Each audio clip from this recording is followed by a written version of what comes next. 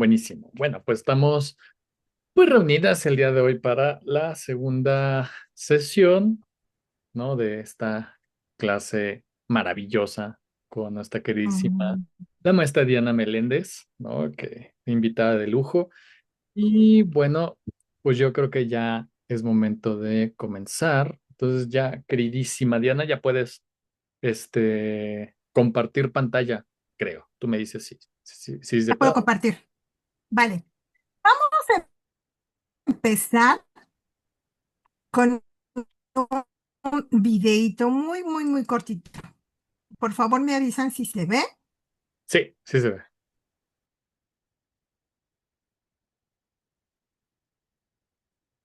¿Sí se ve? Chicos, chicas, Sí, chiques. Sí se sí. ve. Sí se ve. Sí. Gracias, Jesús. Vale, va.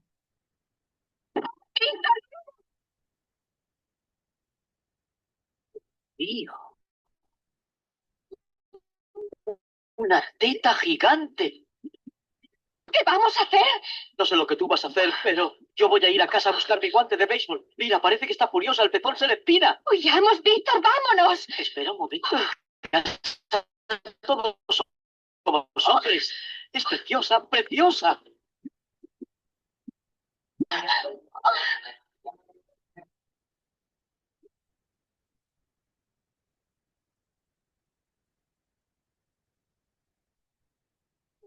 Me nota, una teta enorme se ha escapado. ¿Una qué? Sí, anda suelta por ahí y ha matado al doctor Bernardo y a su ayudante. Una teta gordísima. ¿Es que han bebido? Y toda la región está bajo la amenaza de esa descomunal teta. Tienes los pechos más bonitos que he visto en mi vida. Por favor, Ross. ¿Qué? A esta radio le pasa algo, ¿no lo No te oyes? preocupes por... Mira, parece que se ha estropeado. Sí. ¿Lo ves? Mira, no funciona. Dios mío. Santos. ¡Oh! ¡Quédate ahí! ¡Date atrás!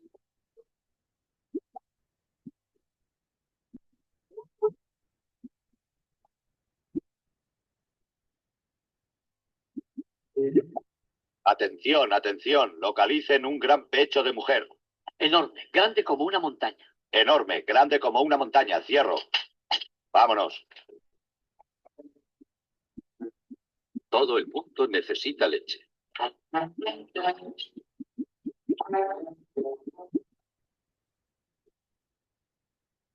Demasiado tarde, está muerto. Sí, la leche lo ha hecho resbalar y la nata lo ha matado. Estamos ante una teta muy inteligente. Dispara mitad y mitad. Víctor, ¿qué vamos a hacer para detener a ese diabólico seno? Tengo una idea, pero necesitaré montar un gran camuflaje. Yo le proporcionaré cuanto necesite. Víctor, por favor, no hagas nada peligroso. No te preocupes, sé cómo tratar a las tetas.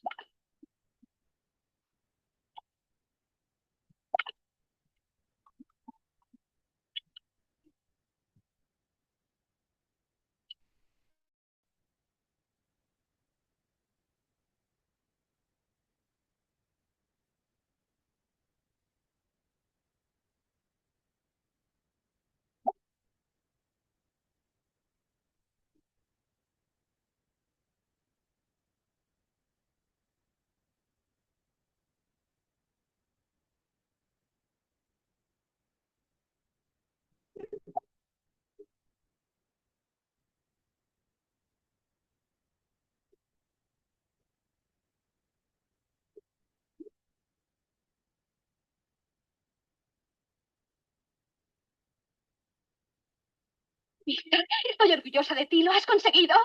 Oh.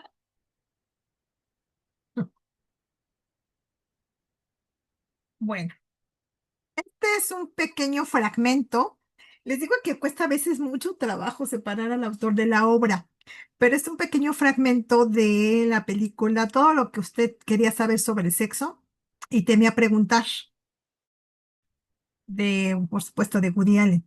Y esta es una parte donde evidentemente él se burla de la teoría freudiana, se burla de la religión y también se burla del uso del brasier.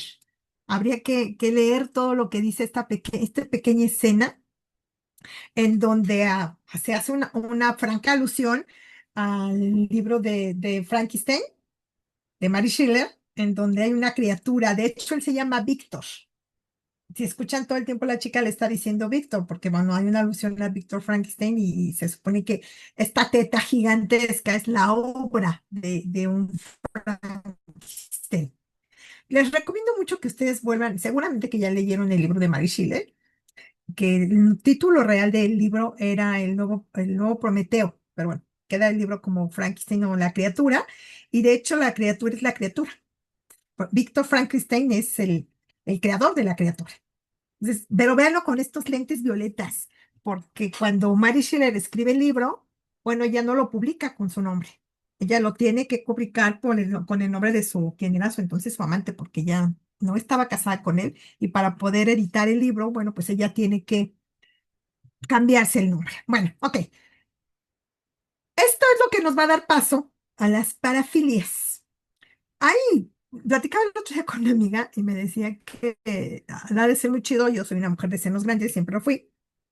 Y me decía que ha de ser muy chido como que tener unas chichotas, ¿no? Y así como que yo dije, ¿y por qué tendría que ser muy chido? Y le digo, ¿te parece? Me dice, pues sí, siento que los senos grandes llaman mucho la atención. Me resultó muy curioso que me lo dijera una mujer. Y es una mujer feminista que conste y abogada, porque ella tiene senos pequeños. Y le digo, pues a mí en lo particular nunca me ha parecido como algo ventajoso, sino más bien desventajoso, desde mi perspectiva, porque bueno, sufres más acoso, sobre todo cuando eres niña y empiezas te empiezan a crecer mucho los pechos en la secundaria. A mí en lo particular me fue muy mal. Pero hay muchos hombres a los que les gustan los pechos grandes, muy grandes, particularmente grandes, y las mujeres grandes. De hecho, hay páginas pornográficas en donde, o páginas de OnlyFans donde son mujeres grandes, mujeres gordas, que llaman muchísimo la atención. Hay un capítulo no sé si alguna vez ustedes vieron, con el del medio. Si no han visto esa serie, o sea, no han vivido. Todo el mundo y ustedes que son psicólogos y psicólogas y psicólogas tienen que verlo, porque analizar a la familia de Malcolm desde la perspectiva sistémica, no, bueno, es una joya. Y hay un capítulo donde Lois está subiendo de peso, porque Hal le gusta verla muy nalgona y ella está subiendo mucho de peso y él quiere verla gordita porque la grasa se le va a las nalgas. Muchos hombres también les gustan las mujeres pesadas y de hecho les gusta que coman mucho. Hay una filia también por ver comer a las personas. Todas las filias que ustedes se puedan imaginar existen. Lo que para nosotros parecería anormal, para las personas que lo viven es completamente normal. Recuerden que lo normal está marcado por nuestras historias de vida. Lo normal es lo que vivimos. Yo soy especialista en incesto. Esa fue mi tesis de la primera maestría, secuelas psicoemocionales del abuso sexual infantil incestuoso en la vida adulta. Y a mí me resultaba muy interesante trabajar ese tema porque también encontré en algunas intervenciones que hice familias incestuosas de tres generaciones de familias incestuosas. Entonces, cuando tú tratas de abordar estos fenómenos que desde nuestra mirada sabemos que hay un montón de delitos ahí, que hay un montón de trastornos, la mamá que yo entrevisté, el niño era un niño que yo fui parte del equipo de USAER de educación especial. USAER éramos un equipo para docente, trabajo social, psicología, terapia del lenguaje y pedagogía. Entonces trabajamos en escuelas consideradas de alta marginalidad en la zona de Tepito. Y era una escuela regular. ¿Qué quiere decir esto? Que era una escuela, entre comillas, gigantescas, normal. Éramos equipo de educación especial, pero no nos movíamos en centros de atención múltiple, que son los que se llaman CAM. Nosotros éramos USAER para la escuela regular. Y entonces a mí, como era la trabajadora social, pues me detectaban a todos, me mandaban a todos los niños que detectaban las maestras de grupo, las profesoras de grupo, con algunas particularidades. La profesora de grupo me reporta a un niño que este bebé tenía, pues es chiquito, tenía 8 años, tenía encopresis.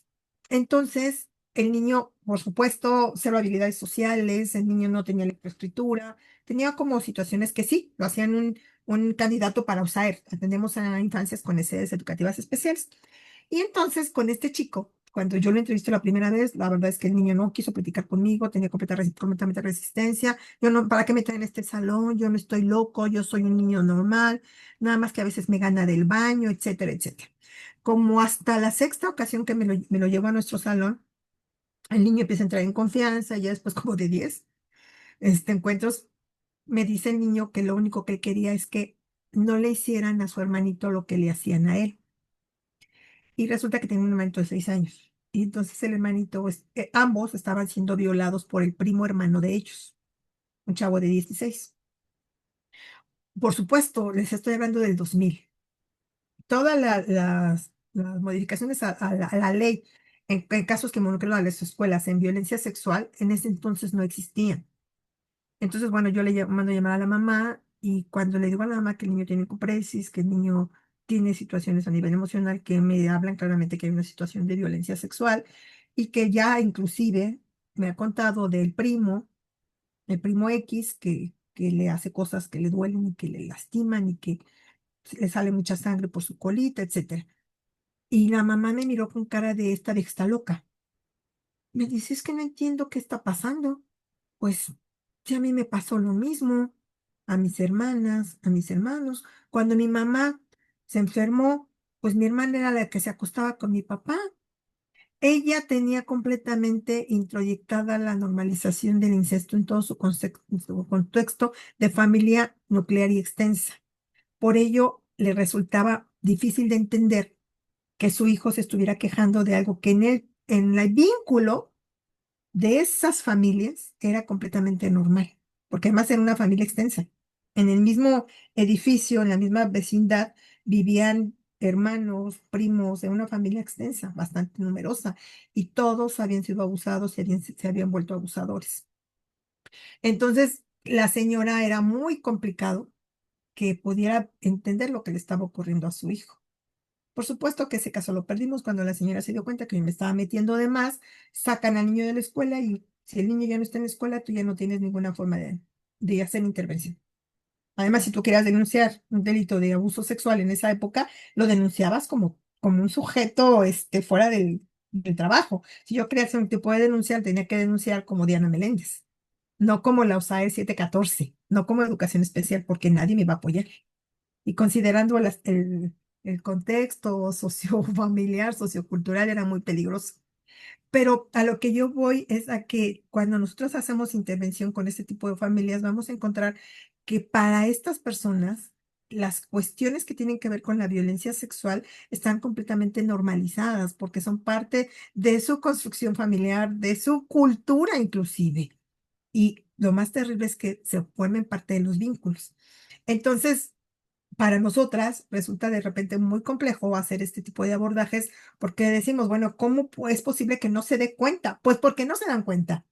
¿Cómo te vas a percatar tú también en los casos de las mujeres que viven violencia familiar, violencia de pareja, que vienen de familias violentas y que cuando el novio les pega por primera vez no les parece extraño?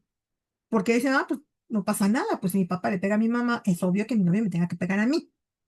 Con esto se van construyendo este tipo de vínculos en donde la violencia surge y este tipo de situaciones que a nosotros nos parecen completamente alarmantes para ellos es parte de sus dinámicas y de su construcción como sujetas y como sujetos. Ok, bueno. Y entonces la parafilia significa que es a lo largo o al lado de, así como perverso y chueco. Parafilia quiere decir que se sale de o está fuera de. Y el filis está completamente relacionado con amor. Entonces, lo parafílico es el amor que está a un lado de. Tenemos como muchas acepciones, pero a mí me parece que de repente el tema de parafilia podría remontarnos a situaciones que tienen que ver con algún trastorno de tipo psiquiátrico, que no necesariamente es así. Pero la mirada psiquiátrica, esta connotación le ha dado. Y entonces, bueno, yo no les tengo que decir, ustedes se lo saben de arriba abajo, pero en el enfoque del DSM-5 sí vamos a encontrar justo lo que yo les decía en la clase pasada, ¿no? Vamos a encontrar, o sea, a mí me sigue asombrando porque lo que antes no era una parafilia o o algún trastorno parafílico, ahora lo es. hasta lo más inverosímil, que de repente yo lo revisaba y decía, ¿esto es en serio? ¿De veras? ¿Que te chupes el dedo? O sea, ¿traes un trastorno parafílico? Hay una película, ay, las que la tienen que ver alguna vez en su vida, se llama Titanio. Es una película de A24, esta productora que hace generalmente cine independiente, donde la parafilia de ella es masturbarse encima de coches. Ella de niña tiene un accidente y le ponen una placa de titanio. No desarrolla ningún tipo de trastorno por el accidente, pero sí esta parafilia muy específica. Es una película bastante grotesca, pero tiene una mirada muy interesante cuando uno está trabajando este tipo de parafilias o de filias sexuales. Ella se masturba y obtiene placer haciendo performance en exposiciones de autos y ella se relaciona sexualmente con los autos desde esta mirada que ella tiene desde la fantasía. Y entonces resulta interesante que todavía el DSM-5 siga considerando el voyerismo como una parafilia. El froterismo es un delito, por supuesto. Ninguna mujer, espero que ustedes sean la excepción, pero ninguna mujer que yo conozca en toda mi vida, en mis casi 58 años que voy a cumplir en octubre, que a alguien no se le haya restregado en el metro, en el transporte público, que les hayan puesto cerca. ¡Ay! ¡Qué gusto me da, Mariana! Creo que eres la primera mujer que conozco que nunca le haya ocurrido. Pero a la gran mayoría de las mujeres que yo conozco, ah, les ha pasado un incidente donde alguien se les repegó y las toca, o sea, se acaban de manera obscena hacia ustedes. El froterismo es un delito, pero el voyerismo yo no sé por qué sigue apareciendo. Todas las personas que estamos aquí somos voyeristas. A mí me gusta mirar, pero no me gusta mirar específicamente escenas sexuales. Yo soy una persona sumamente visual y cuando algo ustedes métanme por favor a la cineteca y yo estoy desde la mañana hasta en la noche. Me gusta estar mirando películas. Y si yo lo coloco en del DSM-5, es que es una voyerista porque le gusta mirar. Todas las personas nos gusta mirar y nos gusta ser miradas. Cuando nos arreglamos, nos ponemos muy cookies y alguien nos dice, oye, qué bien te ves, esa mirada de aprobación, esa mirada de admiración se siente rico. Eso nos hace trastornadas, nos hace estar en este cajón. No lo sé, yo lo cuestionaría. El exhibicionismo también yo lo sigo cuestionando. Tengo amigas que son artistas de teatro, por ejemplo, y ellas se exhiben públicamente para ser miradas. Entonces, no sé, tendremos que volver a revisar. Yo tengo una mirada muy crítica a que de repente cuestiones como estas sean encajonadas en el manual de trastornos mentales. Me sigue generando como ronchitas todavía. Miren, la microfilia. Es que esto aparece. Bueno, denle una revisada. Aparece la microfilia. Cuando yo voy a dar una conferencia, me dan el micrófono y les juro que no lo suelto. Y les prometo que no tengo ganas de practicarle sexo oral, ni de hacerle un cunilín, nada. Yo agarro el micrófono y no lo suelto, pero ya es una filia, ya es una filia. Y bueno, estas cosas que sí entrarían como en un tema sexual, que tiene que ver con la necrofilia, también un poquito con la necrofilia, ¿no? Hay una película bien interesante que se llama La Bella Durmiente. Es que es cine que de repente no es como muy conocido, pero es una chica que ella accede a un ejercicio de trabajo sexual, pero la premisa es que las van a drogar porque las personas que utilizan este tipo de servicio sexual de mujeres muy jóvenes, ellos son necrófilos. Entonces no quieren sexo con cadáveres. Quieren mujeres muy hermosas que estén sedadas y que no se puedan mover para que parezcan muertas. Y en esta película se muestra este tipo de actos que, créanme, esos sí están muy correlacionados con algún tipo de delito, ¿no? Y bueno, algunas personas que tienen filia, por ejemplo, algunas parafilias en torno a la velocidad, la película que yo les comentaba la semana pasada de Crash, Extraños Placeres, voy a ver si esa la tengo, la busco. Esto, bueno, que alcanzaban la excitación sexual, inclusive eyaculación orgasmo los hombres, casi para chocar a velocidades de 180 kilómetros por hora, 200 kilómetros por hora, o en el choque. De hecho, esta película que les comento, Crash, Extraños Placeres, la pareja protagonista en un choque donde una está pensando, bueno, mi mirada era así como todavía medio inocente, porque yo la vi ahí a finales de los 90, dice, ay, se van a matar y si quieren. Bueno, sí chocan. Y cuando están súper lastimados, ya se accidentaron, él tiene una enorme erección y ella le pide, cuando están muy accidentados, están esperando que llegue la ambulancia, que le haga el amor. Está ella súper excitada y él también. Entonces, bueno, por eso acá mencionamos que hay cuestiones que pueden ser riesgosas para las personas, ¿no? Y este tipo de parafilias sí existen, sí existen. Y bueno, algunas personas necesitan este tipo de actividades para tener estímulo sexual. Si no lo tienen, no van a tener estímulo sexual. Entonces, bueno, también vamos a encontrar entre las parafilias más comunes las páginas de trata y explotación sexual infantil, las que se supone que son inexistentes y que entran en la categoría de leyendas urbanas, que hablan de cine gore, de prácticas donde hay mutilaciones, donde hay desmembramiento de personas, etcétera, etcétera. No sé si ustedes recuerden, son muy jóvenes, yo sé que son muy jóvenes. Hace algunos años, hace bastante, como 20 más o menos, salió una película que se llamó Holocausto Caníbal. Y en esta película de Holocausto Caníbal salen escenas que son tan explícitas que se creía que verdaderamente los actores, el director hizo un marketing tan fabuloso que se creía que efectivamente los actores, las actrices habían sido asesinadas. Sí hubo situaciones que metieron al director a la cárcel porque mataron a una tortuga gigante de los Galápagos. Entonces, bueno, este tipo de cine fue lo que le dio el paso a después al cine que se supone que es falso documental, que se empieza por la bruja de Blair, bueno, pues ya se hace un gran boom, pero antes de la bruja de Blair existió Holocausto Caníbal. Y Holocausto Caníbal mostraba mucha sangre, pero también mostraba los cuerpos de las antropólogas semidesnudas y desnudas. Es decir, había una correlación visual y mental entre el deseo, el sexo y la muerte, y no cualquier tipo de muerte, la muerte por canibalismo. Hay un caso muy interesante que seguramente ustedes escucharon, que ocurre en Alemania, donde una pareja que se conoce por internet, tenían fantasía caníbal. Uno quería devorar, comer carne humana, y el otro quería ser comido. Este fue un caso muy, muy, muy, que llamó mucho la atención por lo menos nosotros como sexólogas y sexólogos, porque él sabía, se ponen de acuerdo, el hombre que canibalizó sí fue metido a la cárcel, pero después lo soltaron porque había testimonios donde hay deslinde de responsabilidad de la persona que acepta ser canibalizada.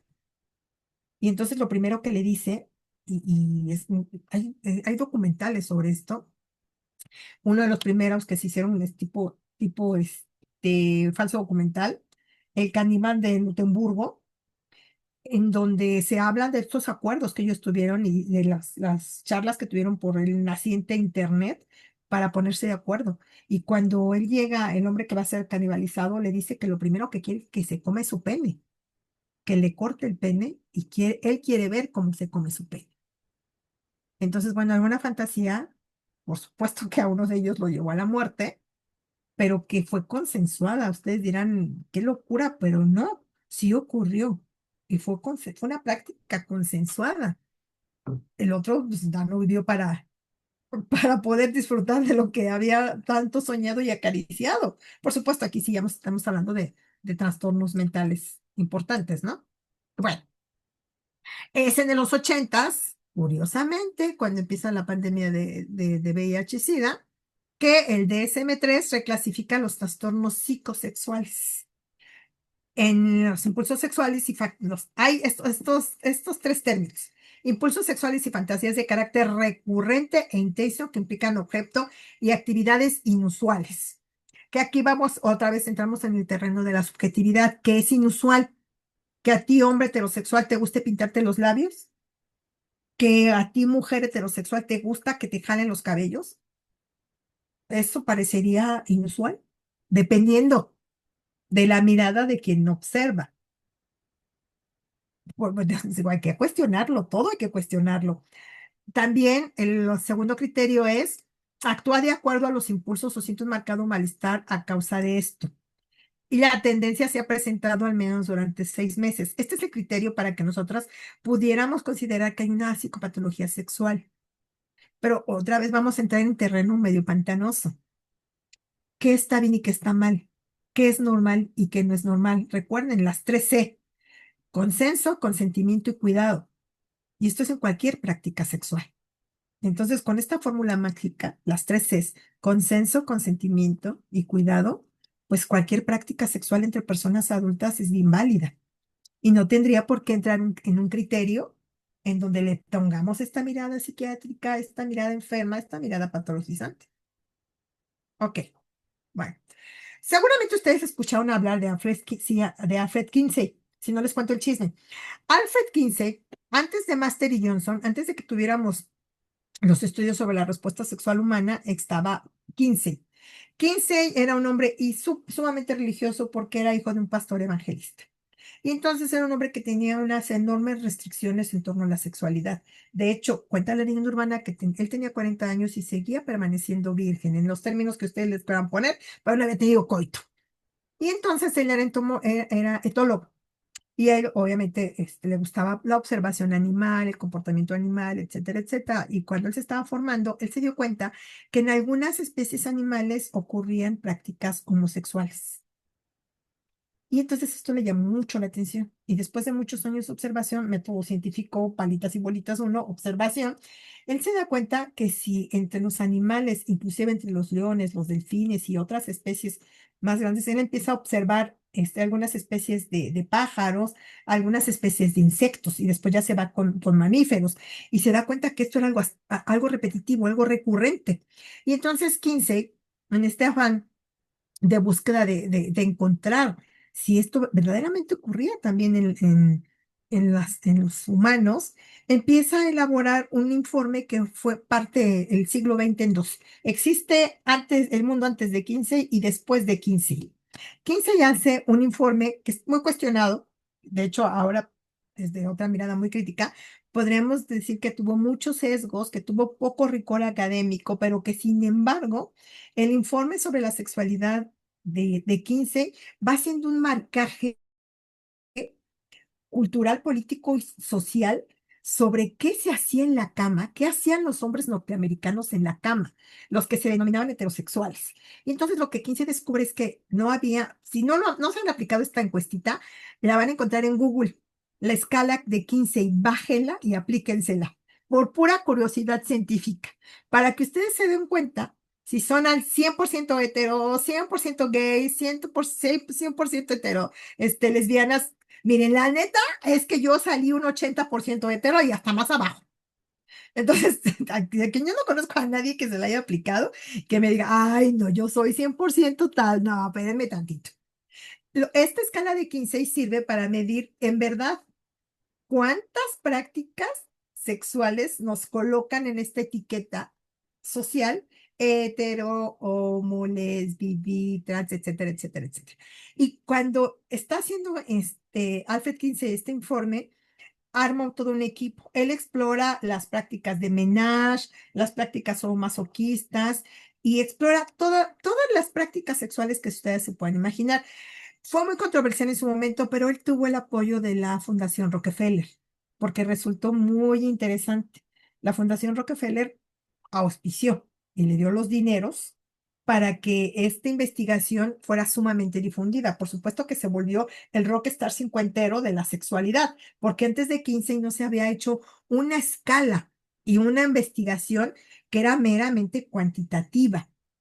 ¿Cuántos heteros hay? Y que además tenía preguntas muy interesantes. Después, a él, cuando lo investiga con hombres, es sumamente aplaudido, se vuelve el rockstar de la sexualidad, pero comete un grave error. Después hace el mismo informe aplicado a mujeres. Y entonces toda la popularidad y todo lo que el 15 ya había ganado lo lleva a que la Fundación Rockefeller le quite el financiamiento porque mujeres norteamericanas, blancas en su mayoría, declaraban haber tenido relaciones extramaritales, que se masturbaban, que habían tenido prácticas con menores de edad, que habían participado en tríos, que les gustaba el sexo anal, y entonces fue una cosa espantosa. ¿Cómo es posible que las buenas mujeres norteamericanas de la posguerra pudieran hacer estas cosas tan horribles, tan espantosas y tan cochinas y puercas? Y entonces, bueno, Kinsey es empezando a denostarse toda su investigación, pero justo cuando Kinsey empieza a perder vigor, empiezan a tomar notoriedad Master y Johnson, que tomando algunas de las premisas de Kinsey en su informe sobre las prácticas sexuales, el informe de la sexualidad masculina, ellos lo retoman y bueno, ellos lo hacen de manera más sistemática, ya lo empiezan a hacer en laboratorio, con mediciones, ya se hace los primeros estudios que ya estaban basados en evidencia científica. Lo que hace empírico Kinsey, ya de manera científica lo hacen Master y Johnson. Uno de los errores también muy grandes de Kinsey no solamente fue que se atreve a decir que las mujeres nos masturbábamos, que nos gustaba la pornografía, que nos gustaba que llegaran por la puerta trasera, etcétera, etcétera. También él hace algunas insinuaciones en torno a que cuando él está haciendo, porque él personalmente también aplicaba los instrumentos, encontró casos de incesto y de pedofilia y los minimizó. Los minimiza, como en algún momento de la vida también Don Freud lo hizo, minimiza estos casos porque Don Freud lo que dice, bueno, sí está, pero eso en el plano de la fantasía, cuando él sabía efectivamente que había detectado casos de incesto, los minimiza, porque era políticamente incorrecto. Bueno, Kinsey también justifica de alguna manera estas circunstancias que él detecta y dice, bueno, pues es que si el niño seduce, que eso me parece gravísimo, ya a 70 años del informe de 15, dices, a ver, aguántame, el niño no puede seducir porque el niño no tiene la capacidad de consensuar ni de acceder a una práctica donde evidentemente hay una simetría y un abuso de poder. Pero bueno, no me voy ya cuando empecé a revisar dije, a ver, aguántame, ¿qué pasó aquí? Cuando estaba hablando de mi tesis de maestría, bueno, pues tuve que revisar muchísima información y me topé precisamente con los informes de Kinsey en torno a sus hallazgos sobre incesto y abuso sexual infantil. Y bueno, entonces para Kinsey también la zoofilia entra dentro del espectro de la normalidad, porque muchos hombres de los que encuestó recuerdan que sus primeras prácticas fueron con perras, con cerditas, con borreguitas. Y, bueno, está bien, la zoofilia no hay tema, está bien. Si mientras seas hombre, todo lo que el hombre meta, donde lo meta es válido, pero las mujeres no. Entonces, sí, vamos a encontrar este sesgo enorme de género. Ok, bueno. Y entonces, esta parte nos va otra vez a regresar. ¿Desde dónde nosotras podríamos hacer una hipótesis real de cuál es, si de verdad se trata de una cuestión de epidemiología que tendría que ser revisada? Desde mi punto de vista, lo único que tendría que ser revisada serían los casos de pedofilia. Bueno, yo sé que sí me decanto por ello porque, bueno, pues ha sido mi trabajo desde hace más de 25 años. Pero las otras prácticas que están consensuadas, que tienen consentimiento, que no dañan animales, etcétera, etcétera, bueno, tendríamos que ver, ¿no? Y también tendríamos que conocer cuál es el nivel, cuáles son los momentos culturales, porque, por ejemplo, seguramente ustedes conocen la comunidad Mushe en Oaxaca, en el istmo de Tehuantepec. Yo tengo varias amigas Mushes, Mushes reales, no Mushes de las que vienen aquí, ya se ponen, no, Mushes que son del istmo de Tehuantepec. Y ellas me comentan que, aunque se ha vendido como Mexican Curiosity, la comunidad Mushe, la realidad es que ellas viven también muchísima transfobia. No sé si ustedes vieron la serie de Secreto en el Río, la de Netflix. Por favor, vean Secreto en el Río. Tienen que ver Secreto en el Río, porque precisamente el inicio de la serie va a arrancar con un intento de violación a un niño que está demasiado feminizado y que un sujeto que está a punto de casarse, este es el spoiler que les aviento chiquito, porque así inicia la serie. Es una boda, hay un niño de aproximadamente 11 años que está muy buleado dentro del istmo de Juchitán, en el paraíso Mushe, y que lo van a violar por ser diferentes, y que su mejor amigo lo sabe. Y a partir de ahí se construye toda la historia de Secreto en el Río. Bueno, una de mis muy queridas y admiradas amigas, ella me cuenta que a ella la violaron multitudinariamente cuando tenía 9 años en un rito de paso, porque se prefiere que se viole a los mushes que se viole a una mujer.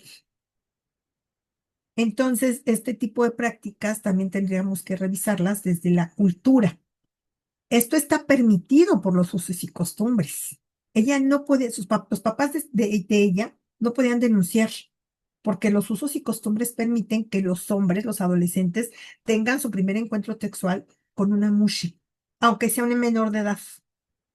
Pero si está considerado y se declara como mushi, pueden ser violados porque tiene una categoría social inferior. Porque no se puede embarazar, porque no se va a casar, porque no es virgen, por todas estas cuestiones que también cruzan lo religioso, hay una permisividad cultural que dice, está bien, si es Moshe, pues aunque sea violación tumultuaria, que sean 5 sujetos, porque son adolescentes entre los 13 y los 16 años que ya están calientes y quieren tener su primera vez para que no se lleven a violentar a una chica o para que no violen a nadie más, pues que se lleven a un muchecito y ahí se los dejan. Entonces, bueno, ella me platica su historia y yo les prometo que me quedé así como, bueno, ¿y tu familia qué dijo? Y me dijo, es que mi familia no puede decir nada, porque yo era diferente. Esta diferencia es lo que es el marcaje social, lo que es diferente. Entonces, para que de verdad pudiéramos tener cifras que nos hablen de este tipo de prácticas, por ejemplo, cuando hace muchos años, cuando estaba yo haciendo mis prácticas de la licenciatura, ustedes saben que soy trabajadora social, entonces nos mandaron a un poblado muy cerquita de Hidalgo a hacer trabajar en una comunidad muy rural, en una comunidad muy pequeñita. El tema no era sexualidad, se los prometo, el tema era las necesidades socioeducativas de la comunidad. Era un poblado de, no sé, ni siquiera eran 1000 personas. Nos albergó una familia muy linda, o sea, ella estaba súper feliz, así súper contenta. Una es joven, es ingenua. Y entonces, platicando en la noche, ya teníamos como 4 o 5 días ahí, éramos 4, más nuestra profesora, y yo oía que así ruidos muy feos como un gallo, una gallina. Y me quedaba viendo yo a mi maestra y todas teníamos así como la misma cara de qué está pasando. Entonces la señora de la casa nos dice, ay, no se asusten, niñas, le están jalando el cuello a la gallina. Y yo me seguí con cara de qué significa esto. Pero como yo soy bien preguntona, toda la vida he sido muy preguntona, le digo, discúlpeme, no le entiendo. Ah, es que se la están tirando por atrás los muchachos. Vienen de maldosos. Yo todavía tenía duda, dije, no estoy entendiendo. No entiendo. Ay, niña, ¿no entiendes? ¿Y tienes un hijo? Yo ya tenía un hijo. Ah, ya entendí. Porque ya habíamos hablado con la señora, ya nos preguntaba muchas cosas la señora, muy amable, la señora dueña de la casa donde nos estaban hospedando. Ay, niña, ¿tienes un hijo y no entiendes? Ellos estaban teniendo una práctica zoofílica con la gallina, pero cuando eyaculan, le jalan el cuello a la gallina, por eso de repente, no sé si ustedes han escuchado de que jalan el cuello al ganso o jalan el cuello a la gallina. Ellos están penetrando a la gallina y en el momento que que vayan a eyacular, le rompen el cuello a la gallina. Pero si la matan, la tienen que pagar el costo de la gallina. Si no la matan, no lo pagan. Y estaba completamente aceptado. La señora ni se inmutó cuando oyó el ruido en su gallinero, no se inmutó. Bueno, usos y costumbres. Ok. Este dato me parece interesante, sí, ya lo ven. Fíjense lo que dice aquí. A excepción del masoquismo sexual, en el que las cifras indican una proporción de 20 hombres por cada mujer 20 hombres. ¿Qué les parece? ¿Leyeron alguna vez en su vida para que se saquen los ojos las 50 sombras de Grey? Si leyeron el libro de las 50 sombras de Grey, sáquense los ojos, por favor. De manera voluntaria, sáquense los ojos. Yo lo tuve que leer porque mi hermana lo compró. Y cuando yo la vi bien emocionada leyéndolo, yo se lo pedí. Dijo, a ver, préstame esta porquería para... Ay, no, bueno. Les juro que cuando terminé de leerlo, los ojos me sangraban, ¿no? Pero lo leí para tener como... Tú no puedes criticar algo que no has visto y que no conoces. Y todas las prácticas de violencia de género que están plasmadas en el libro que hacen parecer como masoquismo, que son prácticas de violencia de género, ni siquiera son solo masoquismo, o sea, ahí no hay prácticas más que de violencia y de abuso. Pero bueno, fíjense que todo lo que vamos, ustedes pueden buscar donde quieran, van a encontrar que las prácticas masoquistas, son masoquistas, están relacionadas con hombres. Y la marcha del 28 de junio pasada fue muy interesante, porque bueno, yo soy muy aliada de la diversidad sexual y los compañeros que hacen BDSM y que tienen a sus pupis y que tienen este tipo de prácticas sadomasoquistas, me pidieron que yo encabezara su contingente. Era un contingente de 300 personas y no había una sola mujer. Eran puros hombres. Yo iba adelante, pura testosterona atrás de mí. Yo sí caminé con ellos en las calles porque yo iba encabezando ese contingente y ya después dije, bueno, ya no, ya. Fue muy interesante para mí. Claro, tengo muchos amigos que pertenecen a ese colectivo y se me hizo un honor que me invitaran a participar, porque además a mí a nivel antropológico social se me hizo todo un ejercicio. Dije, bueno, ¿por qué no hay mujeres? ¿Por qué no hay ni una sola mujer? Y me dicen, aquí estás tú. Ay, sí, yo iba vestida, les juro que bien cookies, se los prometo. Yo iba con un palazo de arcoíris, bien bonito, y con un blazer blanco, y mis tenis blancos, ¿cuál debe de ser? Yo no iba vestida con la indumentaria que corresponde a una dominatrix. Me la ofrecieron, pero dije, a mí me parece una usurpación de funciones vestirme de dominatrix cuando no lo soy. Y ni lo seré porque yo soy bien ternurita. Entonces, pues no, no creo que lo sea. Bueno, y entonces fue todo lo que yo les mencionaba ahorita, ¿no? El jalarle el cuello a la gallina y lo que me platicaba varias, no son, porque no solamente fue ella, sino varias compañeras mushes que han vivido violencia sexual en violaciones tumultuarias que está permitido por la cultura. Y que en el plano de la fantasía resulta muy interesante que algunas mujeres a las que he acompañado en sus procesos posterior a algún tipo de violencia sexual, es como muy complicado que ellas reconozcan de repente que en algunas de estas prácticas incestuosas tuvieron orgasmo y o placer, porque les genera muchísima culpa y vergüenza. Inclusive una mujer a la que acompañé de casi 40 años, el tema es que ella era completamente anorgásmica. No había sido abusada sexualmente, pero no tenía orgasmo. Y esto le ocurrió posterior a que nació su hijo. Su hijo en ese momento ya tenía 16 años. Lo que pasó es que ella, en el momento del parto, fue parto natural, tuvo un orgasmo. Entonces, este cruce de haber tenido un orgasmo en el momento en que estaba pariendo, a ella le generó una culpa enorme y una gran vergüenza, porque en este país tenemos sacralizada la maternidad. Lo que ella no tuvo en cuenta, que el dolor del parto es tan intenso que pone a mover un montón de cantidad de neurotransmisores cerebrales y que muchos de esos neurotransmisores cerebrales del placer se parecen también al del dolor y que su parto estaba siendo tan doloroso que su cuerpo le permitió tener un orgasmo para bajar el nivel altísimo del dolor, porque ella ni siquiera aceptó epidural. Pero esto le había generado mucha culpa y la llevó, por supuesto, a una disfunción de su vida erótica. Era anorgásmica por la culpa. Y me decía, es que, ¿sabes qué, Diana? Cada vez que yo quiero tener relaciones y voy a llegar al orgasmo, me acabo viendo. Y entonces se acaba. Si ustedes tienen están bien entrados y bien emocionados, emocionadas, y de repente les viene una idea distractora, les va a quitar toda la emoción.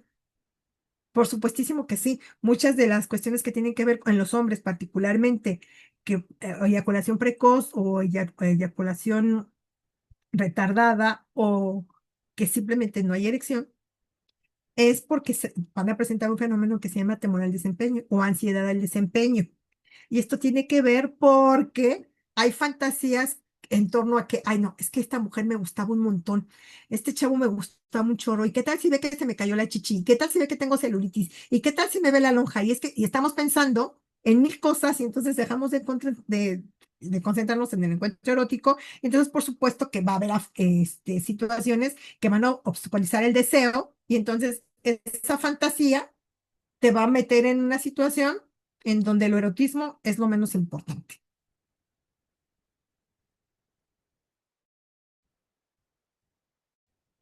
Fíjense que no sé si vieron que hace unas semanas acá en Ciudad de México hubo una vez, yo tengo un compañero que quiero mucho, es gay y lo quiero muchísimo, que él todo el tiempo anda en Cepolite, porque le encanta andar encuadrado y le encanta andar en bolas. Pero también acá en México hay espacios para personas que les gusta exhibir su cuerpo. Y este muchacho cuida muchísimo su cuerpo, es un bailarín clásico y él cuida muchísimo su cuerpo y le encanta mostrarlo. Y él no tiene tema, ¿eh? Tiene unas fotos que, ay, qué cosa de cuerpo tan hermoso tiene este muchacho, pero uno lo ve desde esta belleza estética. Pero hay hombres a los que les gusta exhibirse, les gusta ser mirados, pero desnudos. Pero en realidad todas las personas nos gusta exhibirnos. Pero algunas personas que lo hacen a nivel erótico van a encontrar altos niveles de excitación sexual cuando se ven observados. En lo que corrientemente conocemos como la gente que va y se abre el abrigo, o se baja el pantalón o se saca el pene, porque el placer está en ser mirados y en la mirada de sorpresa y de miedo de las personas que lo miran. Entonces, si le quitas eso, por supuesto que va a perder la erección. Sí, me pasó con una compañera que me contó que les ocurrió en un parque, no me acuerdo en qué estado, pero una de ellas sí se asustó mucho, la otra no, y la que estaba bien envalentonada es una compañera trans y me dijo que se burlaron ay, para esa chingaderita os vienes a enseñar, ay, por favor, mejor cúbretela, porque das vergüenza. El tipo se fue corriendo. Entonces, la fantasía de exhibicionismo que él tenía al ver a dos mujeres caminando por un parque solas, pues se le fue, porque una de ellas lo encara y le dice, para porquería que tienes, cúbretela, me das vergüenza y el tipo sale corriendo. En lugar de que salieran corriendo, ella salió corriendo él. Sin embargo, si hay personas que si de manera persistente en el ámbito específico de la sexualidad necesitan necesariamente para tener una erección, ser miradas, ahí sí estamos teniendo algún problema. Ahí sí estamos teniendo algún problema. El fetichismo. Todas las palabras tienen un origen. Fíjense que los fetiches, su origen real ocurre en la santería africana, que después, bueno, baja a Cuba y de Cuba luego a algunas partes de América Latina y de Norteamérica, ¿no? Pero el fetiche era este muñeco vudú que se hacía para embrujar. Ese era el fetiche. Poco tiempo después va teniendo una connotación. Por eso aquí hablamos de que el fetichismo tenía que ver con una representación de algo mágico. Y el fetiche no necesariamente tendría que tener un carácter sexual. Pero si tiene un carácter sexual, entonces sí estaríamos hablando de un fetiche erótico. Por ejemplo, si usted está en una crucecita, ese es un fetiche religioso. Tiene una connotación religiosa. Es algo que ustedes se han colgado. Mi hermana, su esposo es babalao. Yo siempre le estoy preguntando sobre su religión, la religión de Uruba, lo que ellos llaman santeros. Bueno, yo parezco niña de preescolar, todo pregunto, porque como no sé nada de eso y me gusta saber, todo le pregunto porque pues traen pulseras, traen collares, tienen un tipo de rituales que me parecen interesantes. Me invitaron a una cosa que se llama toque de tambor y me pareció una cosa muy interesante. Yo no lo practico como ninguna religión, pero me parece interesante conocer sobre todas las religiones. Pero si este fetiche nos va llevando al ámbito de la sexualidad, entonces estamos hablando de un fetiche sexual. Lo que yo les hablaba, por ejemplo, hay una película bien bonita, la pueden encontrar en YouTube, está completa, se llama Lars o una chica de verdad. Como psicólogos, como psicóloga les va a resultar bien interesante. Lars o una chica de verdad. Y es un hombre que tiene un trauma, tiene una disociación muy importante, tiene estrés postraumático. Ustedes van a encontrar ahí todas las patologías. Pero el trauma se lo provocó que cuando él nació su mamá murió. Entonces él cree que mató a su mamá. Toda la vida lo creyó. Y para ayudarle a su socialización, algún amigo le sugiere que se compre una muñeca sexual y él pide una muñeca a Rusia. Y es una muñeca inflable que tiene hasta la boca para que el pene pueda entrar. Pero él no la pidió para eso. Le quitó toda la connotación sexual. Es que véanla y revísenla. Entonces, bueno, cuando hablamos de fetiches, hay hombres, sobre todo en Medio Oriente, los fetiches sexuales tienen una altísima demanda, porque en Japón, por ejemplo, se dice, las estadísticas dicen que Japón y Corea serían de los países que tienen gran peligro de extinguirse, porque las personas no se están reproduciendo. Tienen tanta tecnología en torno a la sexualidad y la han mecanizado tanto que ya las personas no cogen, literalmente. Prefieren masturbarse, prefieren utilizar artefactos. Hay un succionador de clítoris que está re bien bueno, me han contado. Pero, pues ese es como para cuando estás muy estresada. O sea, eso no sustituye el contacto humano. Sin embargo, los japoneses y los coreanos sí utilizan muchísimo, hombres y mujeres, ¿eh? Más los hombres que las mujeres. Artefactos, tecnología sexual que inhibe cualquier tipo de vínculo con personas. Y entonces estos se vuelven fetiches. El manga, por ejemplo, también está muy fetichado, muy fetichado. Pero, o sea, el manga también, ustedes seguramente conocen manga pornográfico. Y esto ha servido muchísimo para que la industria japonesa crezca. De hecho, esta práctica donde se visten de animalitos, de peluchitos, es una práctica que se extendió de Japón a diferentes partes del mundo. Y solamente sirve para erotizarse desde la fantasía, pero no para tener coito. El froterismo, que es un término francés que significa frotter, que significa frotarse. Esta práctica sexual no solamente ocurre en un contexto delictivo, donde las mujeres somos tocadas sin nuestro consentimiento, sino en los juegos sexuales podemos encontrar que en el juego previo, estarnos frotando, estarnos tocando, inclusive con ropa, puede resultar sumamente placentero. Y no necesariamente es una parafilia. Esto sí, trastorno de pedofilia o paidofilia. Tenemos que entender que ambas cosas son completamente diferentes. Tenemos a paidófilos, como yo, me gusta trabajar con niños, pero no me gusta sexuarme con niños. Las educadoras que les gusta trabajar con infancias. Algunos Boy Scouts que no abusan sexualmente de ellos y de ellas, por supuesto. Hay personas que por su actividad profesional, simplemente de manera lúdica, les gusta estar jugando con las infancias. Esto no los hace pedófilos. Esto no los hace pedófilos. Amor por los niños también tiene que ver con la paidofilia. Paidos es niño. Y filios es amor. Las personas que nos gusta educar a los niños. Yo trabajé mucho tiempo en preescolar, en educación primaria, y me gustaba mucho. Creo que fue mi mejor época, bueno, estaba yo muy joven, ¿no? Ahora póngame en una escuela primaria y me ando desmayando. A la hora ya me desmayé, ya me dio el algo, porque ya no se puede, estas infancias ya están muy nos superan demasiado. Pero el DSM-5, ahora sí, tiene un señalamiento muy claro sobre lo que es la pedofilia. Es un delito gravísimo.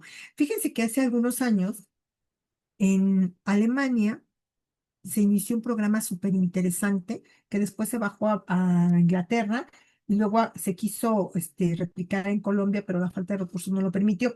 Este programa, que surge de una organización civil alemana, era un programa dirigido a bajar los niveles de atentados sexuales contra niños. Tú llamabas si tenías fantasía pedófila y no la habías consumado, hablabas un teléfono de emergencia y te daban contención y te daban apoyo terapéutico. El único criterio de inclusión es que nunca hubieras consumado el delito sexual contra una infancia. Este programa fue maravilloso, fue maravilloso. Fue tan exitoso que lo replican en Inglaterra y, por supuesto, no podríamos faltar nosotros como países, particularmente en Latinoamérica, que tenemos esta terrible cultura del abuso sexual infantil. Yo sé que es extendida en todo el mundo, pero en la mayor impunidad ocurre en los países latinoamericanos. México ocupa uno de los primeros lugares vergonzosamente. Y este programa alemán era un programa muy interesante que estaba dirigido a ello, a prevenir. Si tú entrabas en el plano de la fantasía sin consumación, claro, cuando ya hay consumación ya no estabas, yo no podías formar parte de este programa. Ok, bueno. El masoquismo sexual tiene tres características: dolor, humillación y falta de control. ¿Qué quieres? Recuerden que les dije que revisen, por favor, la Venus de las pieles de Masoch. Lo tienen que leer. Tienen que leer la Venus de las pieles de Masoch para que entiendan de dónde viene la palabra masoquismo. En la Venus de las pieles, que siempre se ha dicho que es una autobiografía, lo curioso es que el relato habla de fantasear. A él le gustaba ser humillado, que ella inclusive lluvia dorada o deportes acuáticos, como ustedes le quieran llamar, le gustaba que ella lo humillara, que lo maltratara, que lo escupiera, que lo orinara, etcétera, etcétera, pero jamás llega a penetrarla, jamás llega a consumarse el coito. El deseo de él, la erección se la provocaba el maltrato que ella le daba, su objeto de deseo. Esta Venus de las pieles, de la que nos habla Masoch, que era una mujer bellísima, que se dice que efectivamente sí era su esposa, aunque no hay nada que compruebe que sí fue, y él obtenía solamente placer cuando ella lo maltrataba, le enterraba los tacones y entonces se tenía una erección tan potente que podía eyacular. No necesitaba penetrar. Esta es la característica.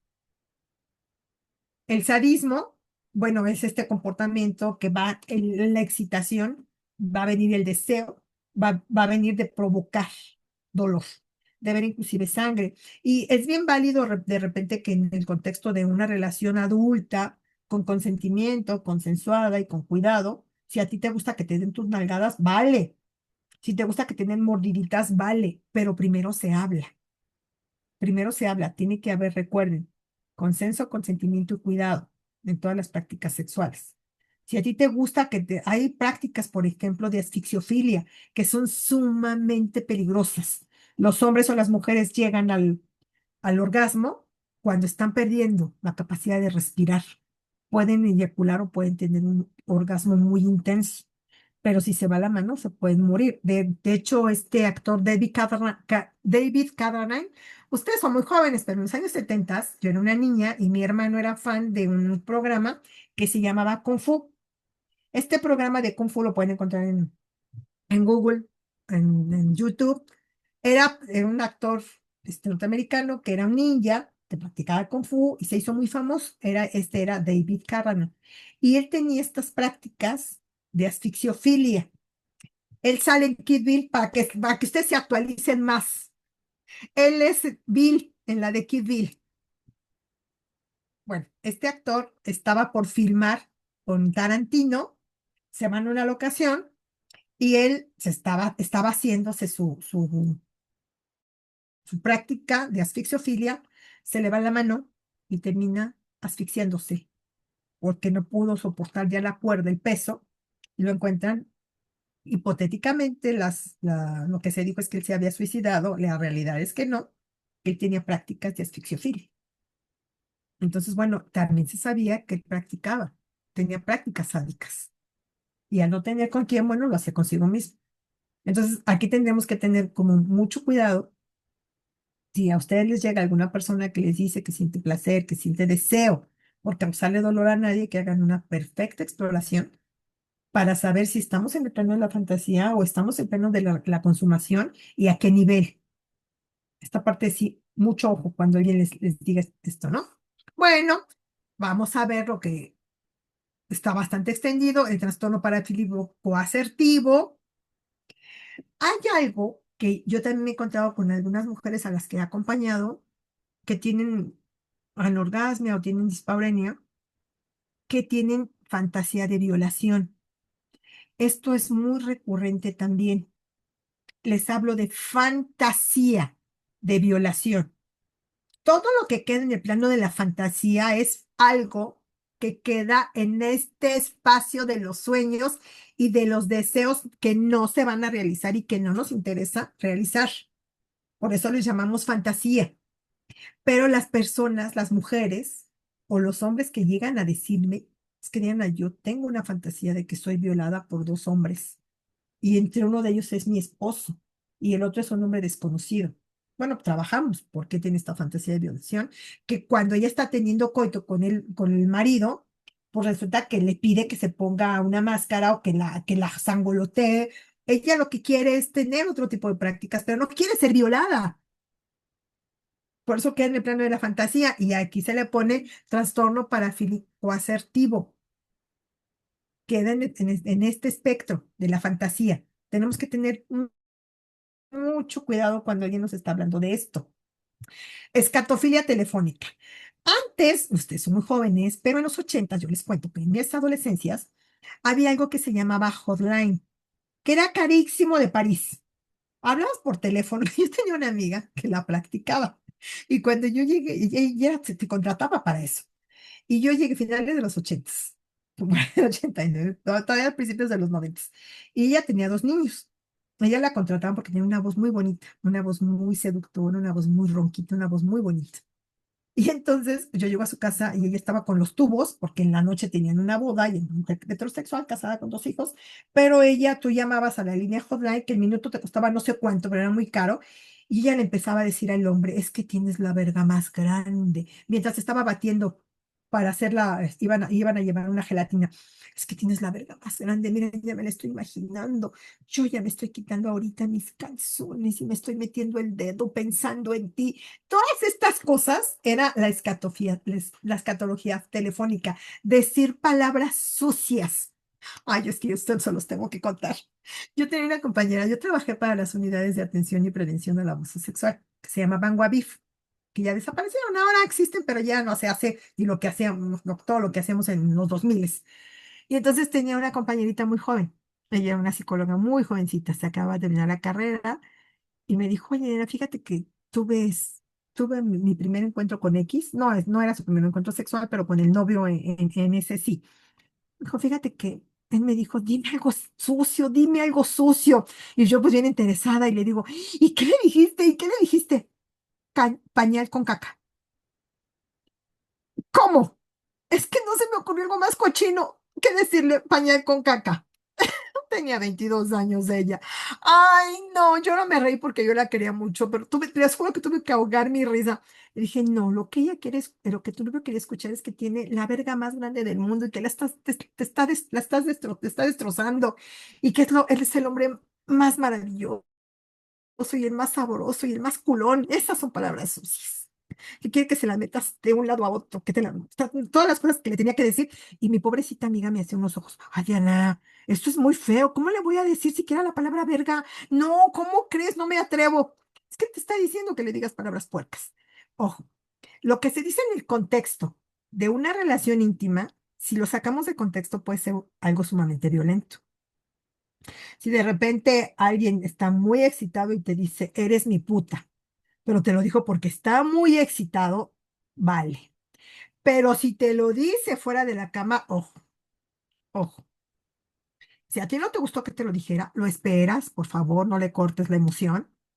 Aunque te la haya él cortado a ti, no seas mala, regálale eso. Y dile, ¿sabes qué? No me encantó. O qué rica estás, o qué sabrosa, o me gusta tu panocha, cosas así. Si a ustedes no les gusta, tienen que hablarlo. Pero si hay un consenso y se vale. Dentro del contexto de nuestra relación nos podemos decir palabras puercas, podemos ser escatológicos, es válido, pero siempre que se habló. Si no se habló, pues, ¿qué va a pasar con ustedes? Se van a quedar, oye, ¿por qué me está diciendo esto? ¿Por qué me está insultando? ¿Por qué me está diciendo que soy su puta? ¿Por qué me está diciendo que soy su perra? Porque son palabras que a él le gusta decir, pero a ti no te gusta escuchar. Entonces, tenemos que hablarlo. Recuerden, el mejor sexo siempre es el sexo oral, el sexo que se habla, de lo que se puede hablar. Y por supuesto, el consenso. ¿Estás de acuerdo o no estás de acuerdo? ¿Te gusta o no te gusta? Necrofilia, bueno, hablamos un poquito de la necrofilia. Esto no es una práctica real, no estamos descubriendo el hilo negro. De hecho, vamos a encontrar muchísimos vestigios de cuando se hacían los entierros entre las altas esferas faraónicas en Egipto, había una persona que estaba dedicada 15 días a no despegarse del cuerpo de la persona que había fallecido ¿Por qué? Porque la necrofilia era una práctica muy extendida en el antiguo Egipto. Entonces, para que no se violentara sexualmente el cuerpo, una persona, ya fuera de la familia o una persona contratada, tenía que estar vigilando este cuerpo para que no fuera violado, porque era muy común. Por supuesto, de repente pensamos, no, es que estas son cosas que son recientes. Ay, no, por favor. Estas son prácticas antiquísimas, antiquísimas. Hay fantasías necrófilas, por supuesto. Hay otra película muy buena. Hay un director excelente que se llama Yorgos Lanthimos. Es un director griego. Yorgos Lanthimos no hace un cine fácil. Yorgos Lanthimos tiene, de hecho, su más reciente película pues bastante criticada, se llamó Pobres Criaturas, y precisamente hace una alusión a Frankenstein, y la van a encontrar en Disney Plus, ¿eh? Está en la plataforma de Disney. Y este director tiene mucho cine que no resulta fácil de digerir, y tiene una película muy interesante que está basada en el mito griego, que se llama El sacrificio de un ciervo sagrado. Es de un médico, un cardiólogo, que su fantasía es que cuando tiene coito con su esposa, ella tiene que fingirse muerta. Si ella, que es Nicole Kidman, por cierto, si ella no se finge muerta, él no puede tener erección. Les digo que el Antimus no hace cine sencillo. Nos está mostrando no solamente el mito griego y las consecuencias del control y el poder, sino la fantasía necrófila de este cardiólogo, que le gustaba que la esposa se fingiera muerta. Ok. Bueno, clismafilia. Las personas alcanzan el placer sexual a través de enemas. ¿Alguien sabe qué es un enema? Jesús, ¿qué es un enema? Cuéntanos. Se hace, bueno, comúnmente para médicos, cuestiones médicas se utiliza para hacer limpiezas intestinales. Ok, sí, sí, sí. Nos lavamos el intestino ya sea con café, se hace. Muchas gracias, Jesús, tú sí le sabes. Se hace con café. Resulta muy fácil hacerlo con café porque eso te va a provocar una muy buena diarrea que te limpia tus intestinos.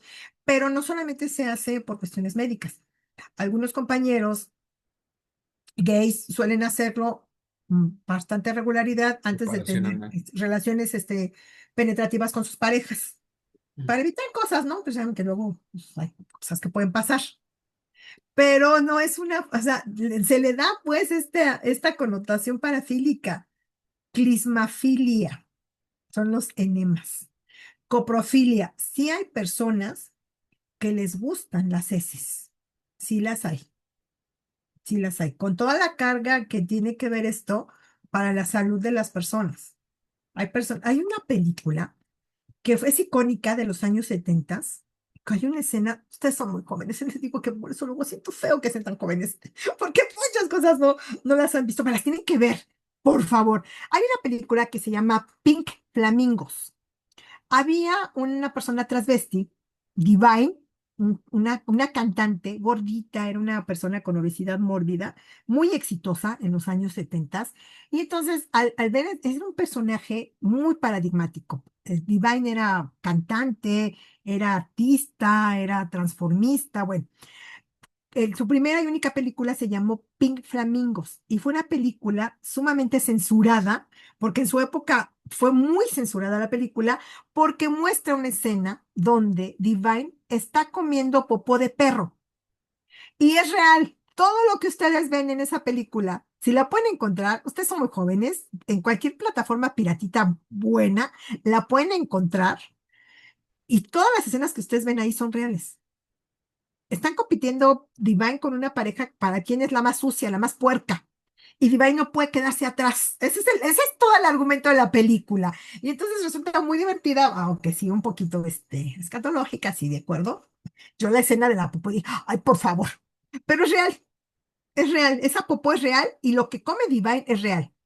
Y cuando a ella la entrevistan y le dicen, ¿te dio asco? Ella contesta, ay, claro que no, he comido cosas peores.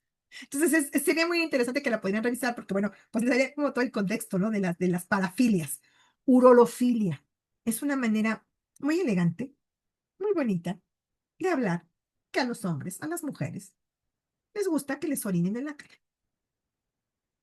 se llama lluvia dorada o deportes acuáticos.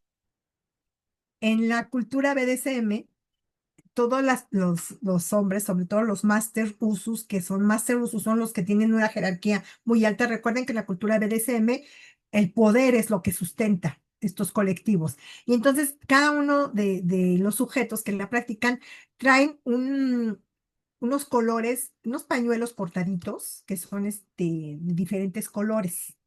Son paliacates, así literal, cortados de diferentes colores.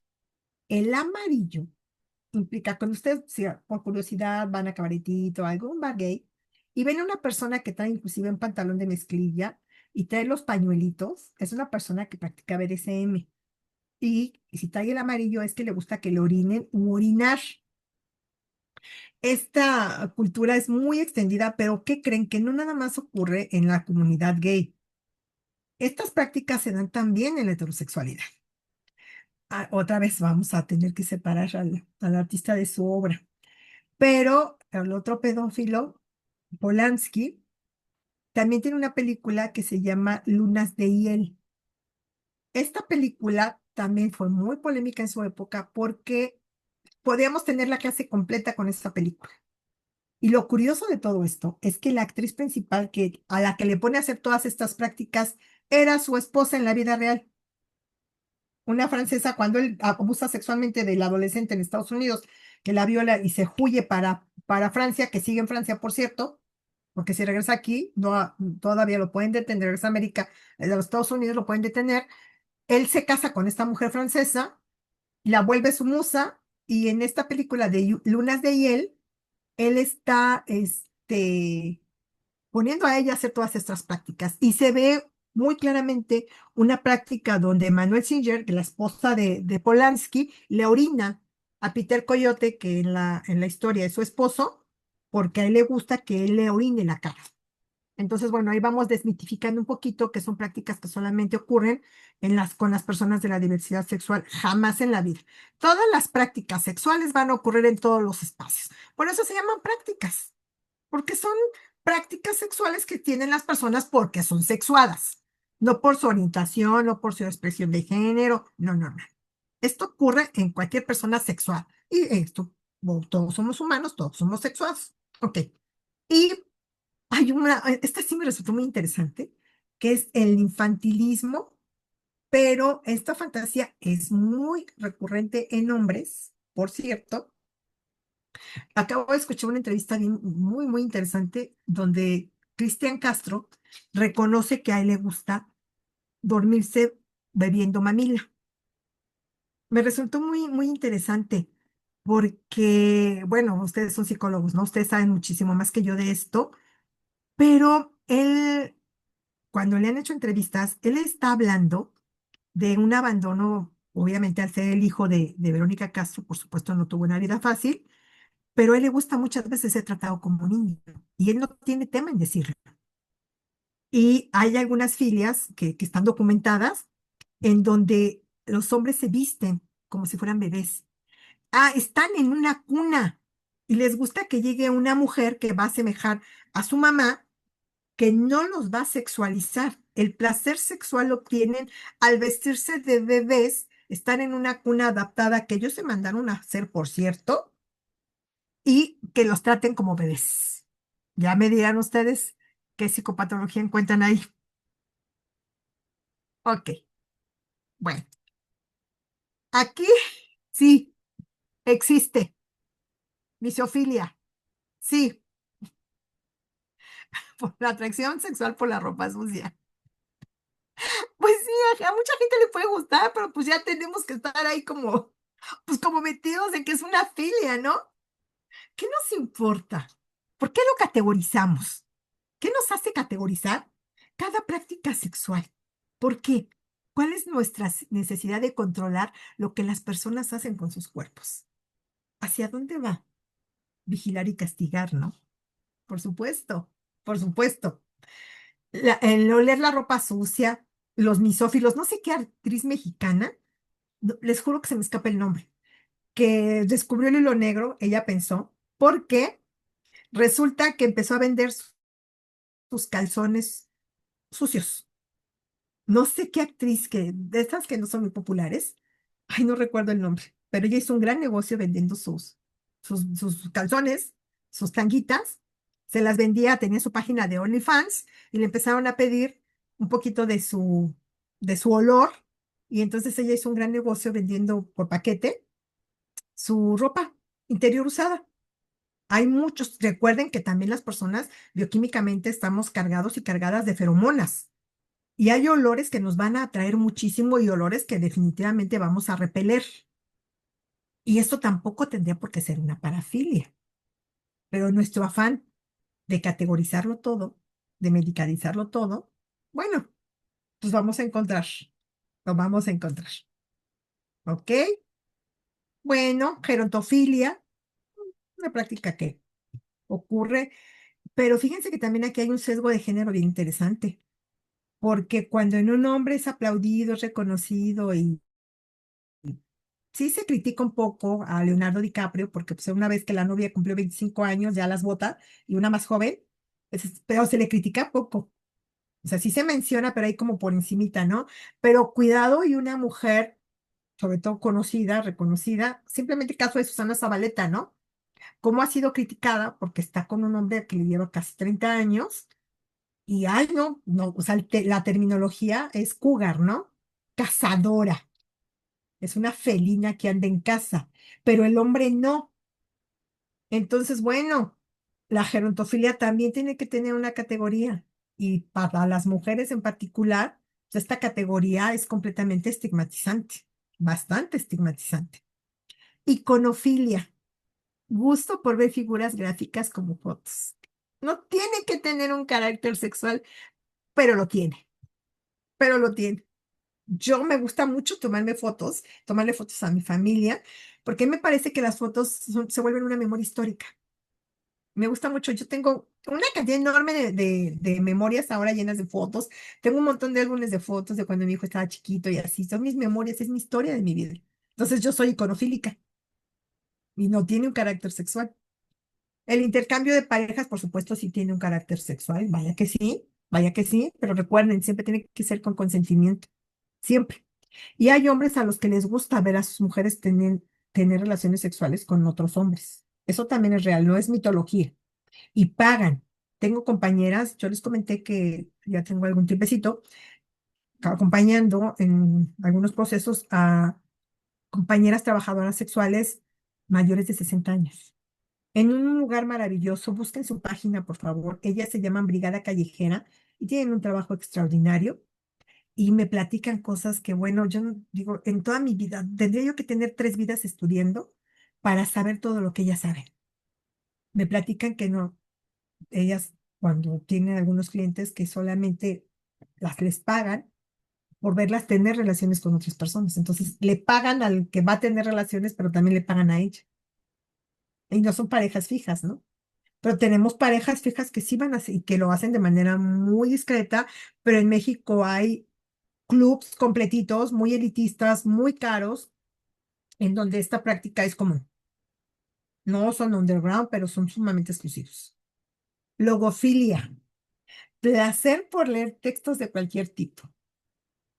Polirrelación, aquí estamos hablando de relaciones abiertas o poliamorosas. Tampoco es una parafilia, son acuerdos de pareja. Si tú estás en una pareja y la abres y le dices, oye, ¿sabes qué? Conocí a X, se quiere integrar a nuestra triada, pero con el conocimiento de los tres, ¿eh? O sea, sí, no, porque si no es ponernos los cuernos y eso también, pues, oigan, si tenemos un acuerdo de fidelidad, pues respetemos, ¿no? Si no hay un acuerdo de fidelidad, es que es el tema que no ponemos nunca en la mesa. ¿Tenemos acuerdos de exclusividad sexual o no? ¿Lo ponemos en la mesa? En esos acuerdos de pareja, cuando estamos haciendo abordaje de terapia familiar o terapia de pareja, ¿hablamos de cosas que tienen que ver con la sexualidad? ¿Hablamos de acuerdos? Pocas veces abordamos temas que tengan que ver con la sexualidad. Nos preocupan mucho más los aspectos que tienen que ver con los buenos niveles de comunicación, con la socialización, con los roles parentales, etcétera, etcétera. Pero el tema de la cama es un tema bien importante. ¿Tenemos acuerdos o no tenemos acuerdos?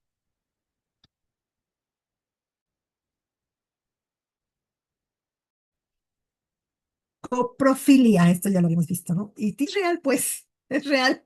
Los enemas, hay personas que lo van a practicar y que les gusta y que les atrae. ¿Y nosotros por qué tendríamos que cuestionar? Si a la gente le gusta y son adultos y no le están haciendo daño a nadie, ¿a nosotros qué carambas? Como por qué tenemos que meterle una categoría estigmatizante médica. Están mal de sus cabezas, están loquitos porque les gusta la popó, porque les gusta que le hagan pipí, porque les gusta que los muerdan, que los pellizquen, porque les gusta el beso negro. ¿Y a mí qué me importa? No, yo no tengo tema mientras no me lo hagan a mí. Si no me lo hacen a mí que no me gusta, yo por qué me voy a meter con lo que a la persona sí le gusta. Claro, si a la persona le está generando malestar, bueno, entonces para eso están ustedes, para eso estoy yo. Solamente que presente algún tipo de molestia, malestar, tribofilia, gusto por tocar a otros o ser tocado. Yo soy bien tribofílica. Yo soy muy apapachadora, sumamente apapachadora. A mí me gusta el contacto físico mucho. Es parte de mi naturaleza.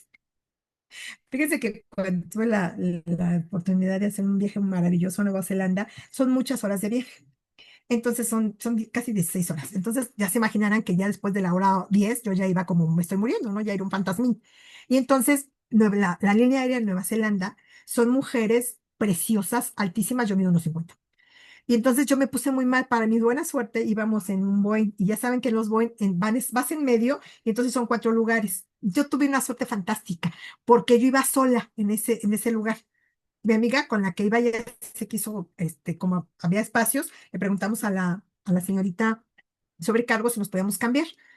Total que mi amiga se cambia y se va a un lugar solita hasta la parte trasera del avión. A mí estos lugares me dan mucho miedo porque vi supervivientes de los Andes y que si el avión vale gorro, la primera que se muere es la de atrás. Entonces yo nunca me voy en la parte de atrás de los aviones, me voy casi en medio. Total que me sentí re mal. Y la señorita, yo con mi inglés playero, que les juro que tengo un inglés playero, yo estoy peleada con el inglés, no sé cómo pude las 2 maestrías, se los juro, no lo entiendo, hasta este momento no sé cómo los pude aprobar el idioma, la comprensión lectora. Con mi inglés playero le dije que me sentía mal, que tenía muchas náuseas. La señorita me llevó una pastilla. Me fue a preguntar cada hora cómo me sentía. Me llevó unos cinturones para que con mi 1,50 en los 4 asientos yo cupiera acostada y me pude dormir. Bueno, yo me llevó unas cobijitas para que las pusiera abajo y no sintiera la división de los asientos. Bueno, hagan de cuenta que yo iba en primera, iba en turistísima. Y resulta que cuando bajamos, yo andaba buscando a la señorita y le digo a mi amiga, oye, es que la señorita que me atendió se portó divina, me hizo el viaje súper placentero. Ya ven que pues bien amables, ¿no? Vas bajando el avión y pues son líneas internacionales. Y yo veo a la señorita y le doy las gracias en inglés, con mi inglés playero vergonzosísimo, pero la abrazo. Y cuando la abrazo, la señorita se queda tiesa, tiesa, tiesa, tiesa y apenas si me sonríe. Y me dice mi amiga, porque su hija vive en Nueva Zelanda, y mi amiga ya había viajado, no la toques, ¿no ves que es inglesa? Y yo volteo y le digo, a mí me vale madre, a mí me cuidó un montón. La abrazo y le digo, señorita, soy mexicana, y yo apapacho, perdóneme, pero usted me cuidó todo el avión, todo el vuelo, y me hizo el avión menos traumático de lo que yo pensé. La cara de la señorita, miren, ¿por qué no tenía mi cámara? Si no le saco una foto y la hubiera puesto de fondo de pantalla, porque la cara de ella era fabulosa, de la sorpresa que le dio que yo me atreviera a abrazarla. Después la señorita medio me tocó así, me dio una palmadita ahí con, apenas me tocó la espalda. Yo creo que para que la soltara, ¿verdad? Porque yo no la quería soltar. Para allá la mexicana chaparra que no habla casi inglés, que la trajeron de lujo en un viaje tan largo, y yo mega feliz, ¿cómo le doy las gracias? Y yo, por señorita, por favor, en lo que yo pueda, pues, cuando usted llegue a ir a México, bueno, yo ya me la quería traer, cuando le que hubiera podido cargar, una mujer como de 1,80, pero bueno, también como se pudieron dar cuenta, yo hablo mucho, soy erofílica, pero la erolalia también tiene mucho que ver con un poco con el lenguaje escatológico, aunque hay unas sutiles diferencias importantes. La erolalia es la seducción a través de la palabra, estando en el coito. O sea, tú puedes estar en el cel con tu novio, con tu novia, con tu novia, con quien te dé la gana, e irle relatando lo que le vas a hacer cuando llegues. La estás estimulando, lo estás estimulando a través de tus palabras, le estás erotizando. a través de lo que le vas a hacer, aunque ni se lo hagas. Pero tú ya se lo estás diciendo, ya se lo está imaginando y ya sabe aventar una chaqueta mental al menos, sino que se la aviente física, pero al menos ya se emocionó. Eso es neurolalia, que podamos estimular. A ver, déjenme ver si ya no me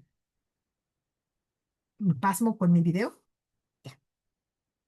que siento como feo, ¿no? Que estoy aquí hablando y con la camarota apagada.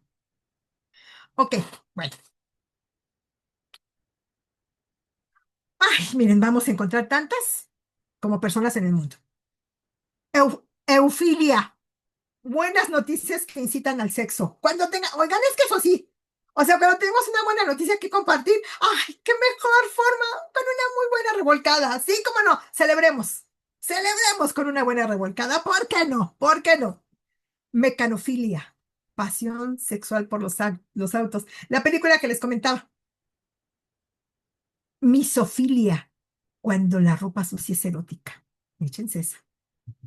Ipsofilia, atracción por sí mismo, algo parecido al narcisismo. Narcisismo moderno que afecta a personas que solo se excitan con la visualización de su propia imagen. Lo estamos viendo en TikTok, lo estamos viendo en redes sociales. O sea, soy la más chula, la más hermosa del mundo, el más hermoso del mundo. Mira qué cosa tan bonita. Pues yo solita, no necesito como para nadie, yo me doy sola. Gozofilia, amor por las lenguas ajenas. Consiste en excitarse sexualmente con palabras en otro idioma. ¿Se acuerdan? Ustedes seguramente, alguien les contó de Pepe Le Pew. Pepe Le Pew era un zorrillo francés y hablaba muy bonito francés. Esa es una prueba. Antologinia, sexo floral, placer sexual derivado de oler o poseer flores. O sea que si sus abuelitas les gustan mucho las plantas, echen un ojo a sus abuelitas, ¿eh? No vaya haciendo. No vaya haciendo que la señora ya adulta mayor se me ande cachondeando con las flores. No vaya haciendo. Agamaltofilia. Pasión por. Ay, yo tengo esa. Pasión por los aparadores. Sin la fijación sexual, nada más veo algo como que me gusta mucho y digo, ay, yo lo quiero. Ay, yo lo merezco. Fijación sexual en la que siente atracción tanto por los maniquís de aparador. ¿Vieron Mi novia es un maniquí?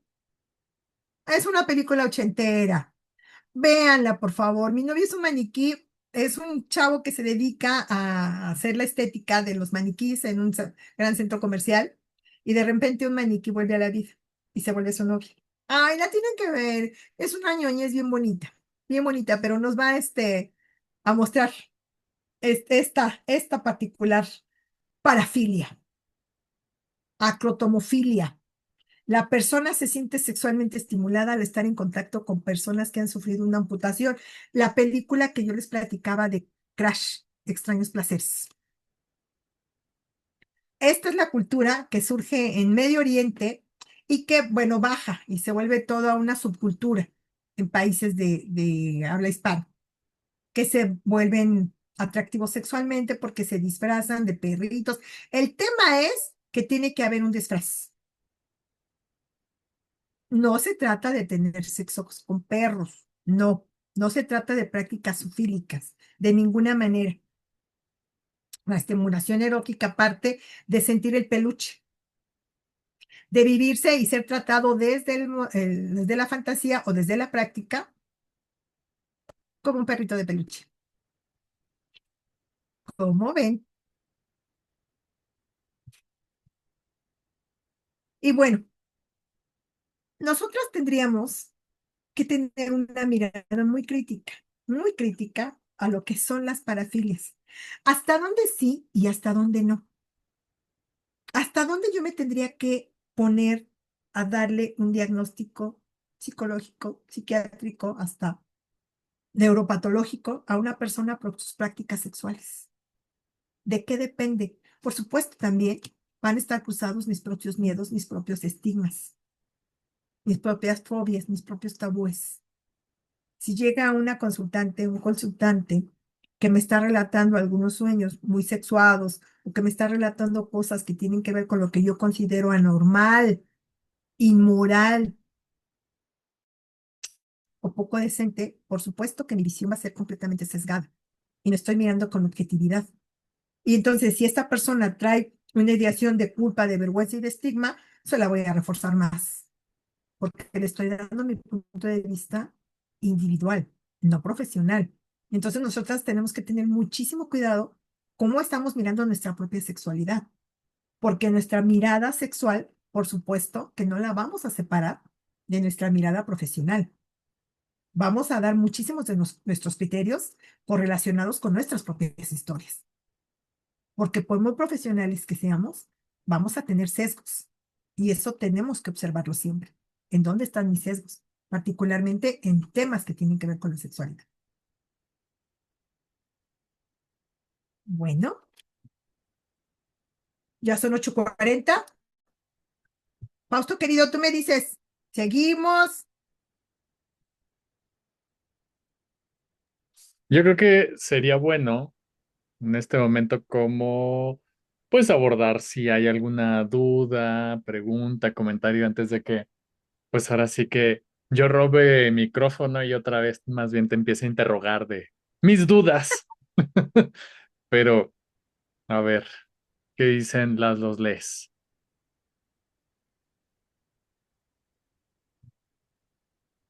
¿Hay alguna duda, algo Otra que vez no. ¿Algún comentario, alguna queja? Jesús, adelante. alguna parafilia? ¿Alguna Mm, parafilia que nos quieran expresar públicamente? uf, ahora que veo más de las que creo al parecer. Igual que tú, Eh, Jesús, ¿Mandé? igual que yo. Justo lo que quería especificar entonces, lo que voy entendiendo. Buenas noches primero a todas, todas, todes. Eh, es que para identificarlo tal cual como parafílico, estaba viendo esta diferencia entre cuando hablamos de una filia, todavía no tiene esa característica de lo sexual Ajá, desadaptado. ajá, Y entonces la característica específica de una parafilia es que de alguna forma se sexualice la así, situación y así, segunda, que desadapte, así que es. ya que sea que me cause problema a mí o que le cause un problema al otro. Mientras, digamos, para Justo, jugar un así es, poquito, así es. perdón, sí, sí, sí. No, no, no, adelante, por favor. Justo la pregunta era, entonces, para jugar un poquito con esto de los manuales de criterios diagnósticos, hay que ser muy sutil para identificar qué tanto sí está habiendo afectaciones en áreas importantes, Sí, o si no realmente. efectivamente, tienes que hacer como un diagnóstico muy fino para identificar si le está causando problemas a la persona, si hay un malestar en alguna esfera de su vida que le está impidiendo un sano desarrollo, no solamente individual, sino sociofamiliar y hasta laboral. Entonces sí estaríamos hablando de un problema. Pero si la persona lo hace desde lo lúdico, desde lo consensuado y desde lo erótico, ni siquiera tendríamos por qué explorar. Le vamos Y- quitando a la persona el peso del autoestigma que ya se colocó. Porque es que de repente, ¿sabes que yo soy heterosexual y ella me está pidiendo que si me puede meter los dos dedos en el ano? ¿Te molesta? Pues es que me gustaría, pero eso solo para gays. ¿Y por qué crees que es solo para gays? Esa parte la tendrías que explorar. Es así. Pero el que le guste o no le guste es algo personal. Lo que tendríamos que explorar es por qué crees tú que solamente lo hacen los gays, cuando eso es absolutamente una falsa creencia. Lo que y- quizá le estemos dando es la creencia. ah, y específicamente también mencionaba sobre el tema de las perversiones y las parafilias en las mujeres.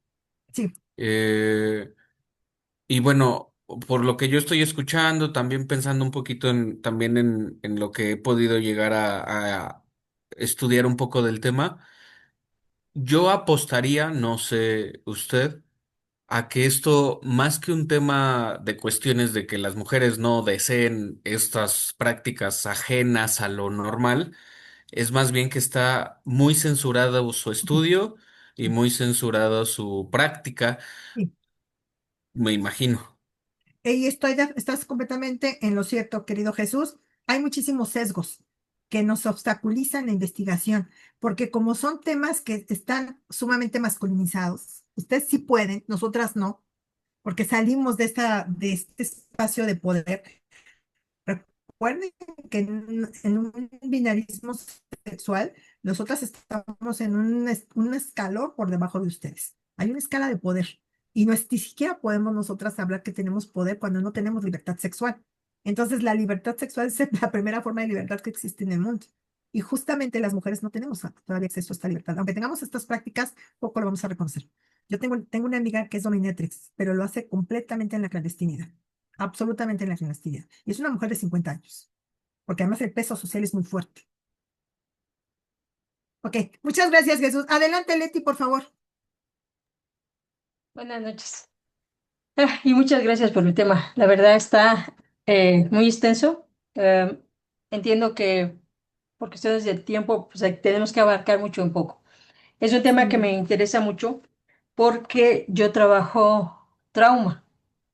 Muy Entonces, a bien. mí me llegan a mí muchas personas con cuestiones de violencia sexual. De hecho, Ok. estoy tomando muchos cursos sobre trabajo con el trauma y acabamos de pasar justo la parte de la violencia, ¿no? Entonces, ¿Estás trabajando el modelo de Martín Baró? ¿perdón? ¿Estás trabajando el modelo de Martín Baró? No, no, Ok, no, aún no, no, ok. pero lo anoto. Vale, vale, muy bien. Revísate a Martín Baró, por Es, favor, en trauma. ok. Sí, yo estoy trabajando en la parte sistémica. Entonces ahorita Ok, ok. estoy en eso, en esa parte de prepararme, más que nada, Mm. justo porque lo que yo identifiqué mucho que lo que más se aborda es el trauma sexual. Sí, por supuesto. Entonces, justo ahorita tengo una joven de 23 años que Sí, vivió abuso sexual desde la infancia, desde los 6 años. ok. Y ella refiere problemas en su vida sexual Por su- porque eh, ella dice, es que yo sé que fui maltratada porque fue constante, fue desde los 6 años y luego en Ok, otra época de su vida, en la adolescencia otra vez, pero ok. ella siente mucha culpa porque ella identifica que dentro de esta práctica de violación que tuvo, porque ella lo dice, fue una violación, sintió placer. Sí, Entonces, yo lo que te estoy trabajando ajá. con ella es esa parte de la culpa porque el cuerpo siente placer, ¿sí? Independientemente de Claro, que haya sido claro. una violación y aparte de lo traumático que fue. Entonces, aquí hay una gran Sí, complejidad entre abordar la parte del trauma sí, específicamente y la parte de lo placentero que pudo haber sido para sí. ella. Y se siente culpable porque a partir de eso ella busca a hombres mayores Ok, que le den un trato, digamos que un poco eh, fuerte, ¿no? Por sí, decirlo de alguna manera, pero sí. ya lo asocia a la violación. Ajá. Pero yo aquí considero, no sé, usted me dirá, que esta parte es la forma en la que a ella le gusta tener sus relaciones sexuales, Sí. que nada tendría que ver con el abuso, ¿sí? Tendrías que enseñarle, bueno, continúa, Leti, ahorita te doy algunos tips. Ajá, bueno, eso en general. Ok, tendrías que enseñarle primero a separar el placer del trauma. Lo que primero tienes que hacer es cerrar el trauma. Primero, que ella se reconozca como una sobreviviente, que no se vea ella como víctima, que se vea siempre como una sobreviviente, porque sobrevivió. Si determinaste si fue incesto, No, no fue incesto, no fue incesto. ok, ok, Fue por un amigo de su mamá, nunca, nunca, de todas las veces que sufrió los ataques, nunca fue incesto. ok, muy bien, muy bien, muy bien. Entonces, bueno, primero es una sobreviviente, en su momento fue una víctima, hay que trabajar esa parte de la sobrevivencia que se reconoce como una sobreviviente, mitigar los trastornos sexuales por el trauma. Y una vez que ella ya reconozca que ella fue una víctima sobreviviente y que no tiene por qué tener culpa y vergüenza, entonces tendrías que empezar a trabajar cuáles son sus prácticas sexuales, pero que ella aprenda a separar el estímulo placentero que recibe, en este caso a lo mejor la práctica que ella le estimula sexualmente, habría que identificar si está en verdad correlacionada con la violación porque una cosa es abuso y otra cosa es violación.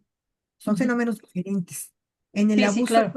hay procesos de seducción y ahí te sugiero que revises también. Es Perroni y Ujú. que revises teoría del hechizo.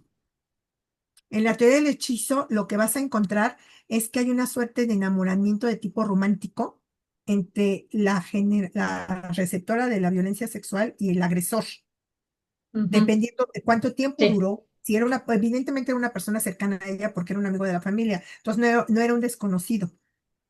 Si no. estamos Ujú. hablando de abuso.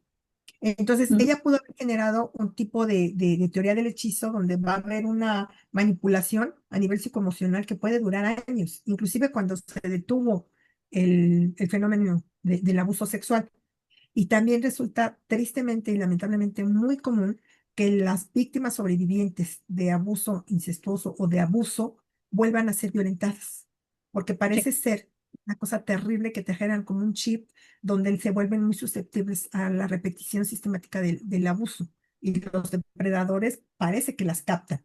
Entonces, ella tendría que identificar, primero que nada, cuáles son sus recuerdos reales de lo que vivió y cómo lo vivió para que le deje la responsabilidad al que se lo hizo, que ella asuma sí, que no claro. fue y que después empieces a trabajar prácticas sexuales con ella y placer. El que ella haya sido estimulada sexualmente, por supuesto que le va a dar un orgasmo, por supuesto que le va a generar placer, pero si el placer está generado con culpa y entonces ella requiere ser golpeada para castigarse por la culpa, ahí estaremos entrando entonces ya en un espacio todavía más delicado porque se está Así es. autocastigando. Y si ese castigo no le resulta excitante y solamente quiere ser castigada para expiar su culpa de alguna manera. Sí, justo fue lo que yo recomendé, el hecho de trabajar primero el trauma, Sí, para poder procesar ya a la vida sexual. sí, Y justo decía, es que ahorita yo no deseo tener ni una sola pareja porque quiero encuadrar realmente qué es lo que siento. Entonces, claro, y por eso busca la ayuda psicológica. Y sí, bueno, fue lo que yo le recomendé y ahorita es justo lo que estamos trabajando. El trauma, pero sí quería comentar esa parte, porque bueno, eso es lo que yo pienso según lo que yo tengo ahorita de capacitación hasta el día de hoy, es que el cuerpo sea como sea, siente un placer. por ¿Sí? supuesto, sin duda. Y no, Revisa, y por no favor, va, y no va con el daño hecho agresivamente. sí, revísate, por favor, a Perroni y la teoría del Ujú. hechizo. Por favor, Ok. Sí, muchas gracias. un gusto, Leti. ¿Alguien más? ¿Nadie? Jesús, eres un encanta. Pues ya nos quedan nada más 8 minutos, mi niño lindo. Yo tengo Ay, una Karen, pregunta. adelante, Bueno, perdóname, nos pedimos. Adelante, gracias. Karen. Con lo que compartía Leti, ¿no? En alguna ocasión tuve la oportunidad de tomar un seminario también de sexualidad, ¿no? Y hablábamos un poquito que muchas de las primeras prácticas sexuales que tenemos no están como relacionadas, ¿no? Sí, Justamente con las prácticas sexuales que tenemos a lo largo de la historia, sí, ¿no? Yo me quedaba pensando con esto que compartía Leti, ¿no? Cómo se iba a hacer este manejo, ¿no? Este tratamiento, ¿no? Que me parece como bien interesante, ¿no? Hacer como la distinción, separar el trauma, ¿no? Identificar como justamente prácticas sexuales, ¿no? ¿Qué le genera placer, ¿no? Y dentro de ahí, no sé, o sea, me sonaba también que hay como pudiera haber una asociación de lo placentero, ¿no? Con lo doloroso, ¿no? sí, Después de todo claro. hablamos de algo como bien importante, ¿no? Ya lo decías, Diana, de un abuso, Sí, ¿no? No solo de una violación, sino también de un abuso. sí, sí. Muchas gracias, Karen. Y fíjense que resulta como muy interesante que nosotras hagamos un ejercicio de introspección y recordemos nuestra primera experiencia sexual. Seguramente para ninguna de nosotras fue placentera, muy seguramente. Pero lo único bueno en este mundo es que existen las segundas oportunidades y vamos aprendiendo con el tiempo a marcar límites y a decir, esto me gusta y esto no me gusta. Esto es lo que tenemos que ayudarles a nuestras a consultantes a que ellas puedan decir, esto me gusta y esto no me gusta, recuperando la experiencia de la primera o de las primeras relaciones coitales. Que esta parte es bien importante porque puede ocurrir en hombres y en mujeres, ¿no? Que la primera experiencia no haya sido placentera de ninguna manera. y que dejemos de romantizar que tu primera vez es la más hermosa del mundo, porque no necesariamente es así. Muchas gracias, Karen. Ok, pues ya casi nos vamos, Fausto querido, no quedó mucho tiempo para que te soltara yo el micrófono. No, está bien, ¿no? Porque yo me sentí culpable la semana pasada que dije, ay, no les dejé nada, pero pues también muy a propósito para ahorita como provocar en el buen sentido el quiten el micrófono al Fausto porque si no, no nos va a dejar hablar y él nomás va a traer los chismes de la comunidad, ¿no? Entonces, no, yo creo que está súper bien. Sí se me escucha bien porque me veo como que se me frisea la cámara. Te escucha muy bien, te congelas un poquito, pero te escuchas muy bien. Ok, ok. Bueno, yo creo que ya sería adecuado pues ir cerrando y pues nada, agradecerte pues tu tiempo y ver si la próxima semana también se pudiera hacer de 2 horas y ya la última a más de una, ¿va? Porque te estamos explotando y no quisiera para nada, ¿no? O sea, No, que se gracias, yo viviera con todo desde el ese gusto lugar. del mundo. No, yo lo sé y este ha sido bonito como curso de verano también. Entonces, y creo que, Eres un aprovechado y explotador. ay, bueno, yo creo que para ir también cerrando, a mí me conectaba mucho esta idea, bueno, esta como preocupación en torno a hablar de la sexualidad, hablar del placer, porque precisamente lo estaba también conectando un poco con esto de la terapia focalizada en las emociones, cuando de alguna manera estás hablando desde este lugar de vulnerabilidad, ¿no? Desde una hipótesis, y cuando me refiero a hipótesis, quiero alejarme de estas certezas en términos de que se populariza demasiado esta cuestión de, es que cuando tiene un apego evitativo y entonces todo un perfil ahí caracterológico, no, Ujú, sino que más bien hablarlo desde esta experiencia que tú estás de alguna manera simbolizando desde ese lugar teórico, pero que no necesariamente es una verdad y que ayuda de alguna manera para comprender como el dolor en el encuentro. Y esta parte de lo sí, evitativo que tiene que ver con una cuestión de una reacción de defensa en términos sí, de protección hacia lo que no me fue placentero. Y por eso ahorita tú decías, es que nuestras primeras relaciones sexuales seguramente no fueron tan placenteras porque había el miedo. O sea, hay un así miedo es, al encuentro de un otro porque te vulneras así y es. eso te marca. Y es ahí donde puedes como ir conectando y ahí está la hipótesis del apego, ¿no? Como que este acercamiento que tú tenías con estas figuras de cuidado, ¿no? Y por figuras de cuidado, figuras importantes, bla, ¿no? O sea, para no caer precisamente en esta idea de que las teorías del apego son teorías inamovibles, son leyes, ¿no? Sino que simplemente son hipótesis, pero que nos ayudan a ir conectando como estos dolores con respecto al encuentro y que nadie los nombra, ¿no? Entonces a mí me parece como bien interesante en la plática así ya muy cotidiana, de preguntar, oye, ¿y Ujú, a ti qué te gusta? ¿No? Ay, no, nunca lo había pensado. O, ay, no, es que la verdad me da miedo acercarme como a ese tipo de cosas. O sea, y es válido, pero también es como esta reflexión acerca de dónde viene ese temor, ¿no? sí, Entonces yo creo que sí, por eso se vuelve como bien enriquecedor como ir detectando, ir conociendo, pues esta parte de la sexualidad para ponerle un nombre, para sí, despatologizar. Y ya después ahí así vamos es. explorando cómo es el encuentro con el otro, porque en efecto, o sea, al menos Ajá, yo sí digo, mis primeras relaciones sexuales fueron dolorosas, traumáticas, de decir, oh, no me gusta mi cuerpo, no me gustaba mi cuerpo, al otro no tengo ni idea si sí le gustó, y entonces hay tanta incertidumbre ahí que hace ujú, que te alejes, ¿no? claro. Del tema. Entonces yo creo que por eso, bueno, al menos para mí sí, palomita de, sí, fue traumático. Pues ya no, ya más bien son prácticas de Sí, cuidado, también total, para mí, ¿no? Prácticas de cuidado. sí.